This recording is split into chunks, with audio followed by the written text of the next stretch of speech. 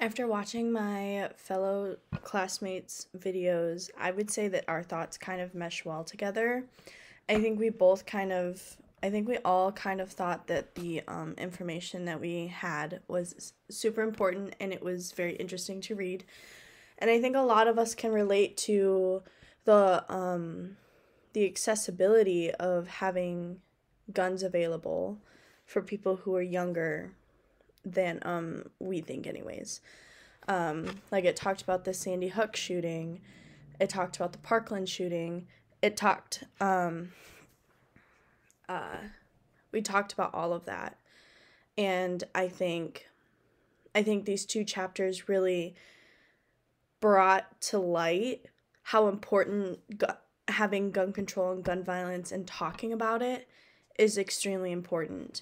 Um, Going to chapter 6, there was a lot of like important information within chapter 6, and I think so far like this book is really bringing more knowledge to my knowledge, bring me more knowledge to what I already knew about gun violence and how important it is to make sure that we have these restrictions in case of something happened. So it talks about like right in the first chapter on November 7th, 2018, the National Rifle Association sent out a tweet criticizing a publication from the American College of Physicians. So I think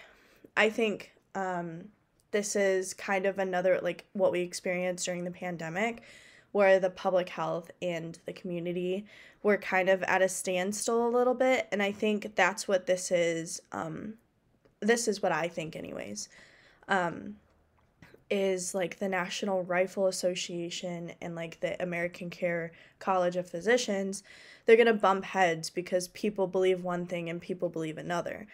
Um, and I think it's really hard to find a common ground when it comes to, like it says, for like federal funding, for like firearm injury prevention research, because there isn't a lot of research on gun violence.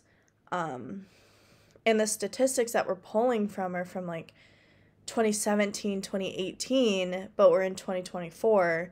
And I'm pretty sure if we add all of the mass shootings that have happened in the last couple years, those statistics that have happened before will go up. Um, I think something here, it says, as an injury prevention expert, Rainey, Megan Rainey, she's a emergency physician at Brown University, had sought to work with firearm owners to solve gun violence in America through public health techniques, but had been consistently rebuffed by the gun lobby.